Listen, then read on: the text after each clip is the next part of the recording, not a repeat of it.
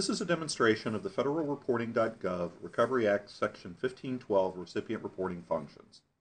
In this presentation, we're going to be looking at completing a recipient report for a grants award. This process will be broken into separate sections to reduce the individual file sizes and facilitate your ability to find the specific demonstration of most use to you. This demonstration is not intended to be comprehensive training or to cover all possible conditions that may be encountered in the reporting process. Other sources of information have been developed to assist you in completing your reports. A step-by-step user's guide has been developed. An ongoing list of frequently asked questions is available covering policy and technical questions. Recovery Act policy and guidance, including the Act itself and associated guidance such as OMB Memorandum M0921, exist to assist you. Many agencies have posted specific information on their recovery-specific websites to assist you in reporting as well. Those are located off the agency homepage under recovery, the recovery subdomain. There's context-specific help embedded in the reporting tools themselves. And then additionally, the federalreporting.gov service desk is available to provide technical assistance. This demonstration is for illustration purposes only. The specific situation covering your report may vary. Any questions between the information in this presentation and the official policy or the Act itself must be resolved in favor of those official sources.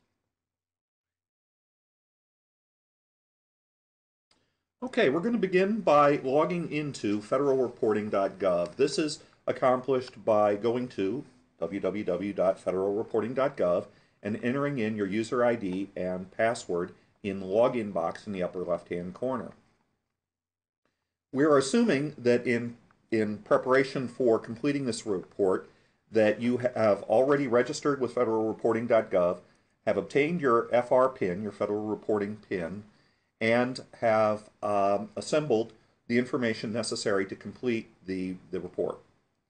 Now, after you click the login button, you will see some standard terms and conditions for accessing the federalreporting.gov website. Federalreporting.gov is an official agency, government agency website, and so there are specific terms and conditions associated with that.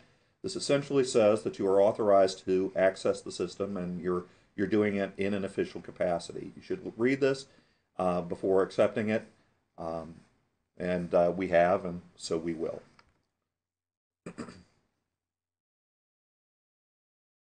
Okay, this logs you into your particular account. You can see that in the upper left-hand corner it says, "Hello, Bill Sharma." That is the person who we are logging in as.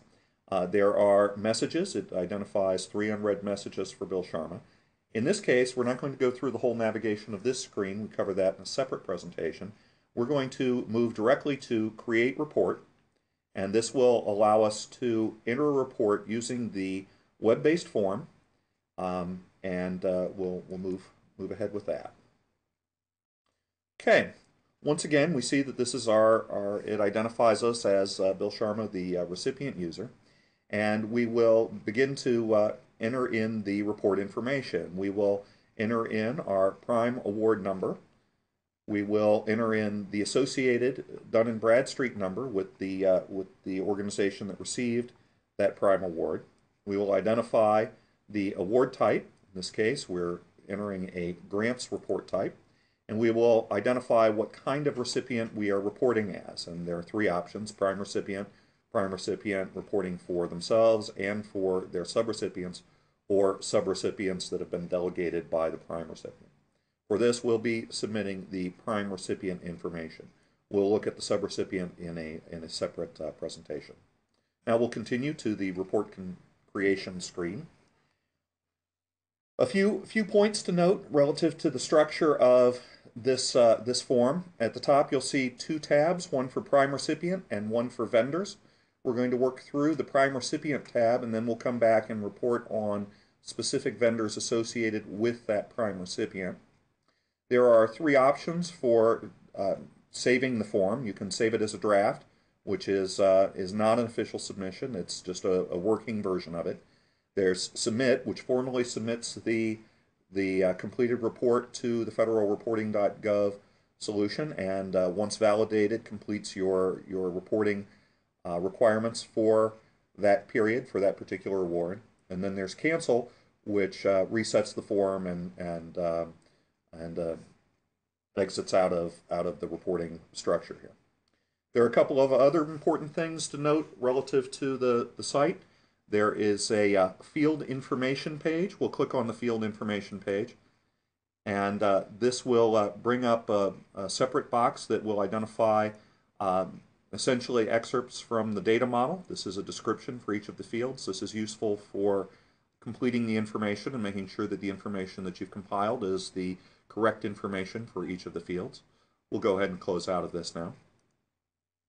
That context box, that box within a box logo there, applies or appears in many of the different sections of the report, and you can click on that and get information for the sections you're in as you go through the report. Additionally, you're going to want to keep an eye out for fields that have the asterisks. Those are mandatory fields. So those are the ones that you have to work through.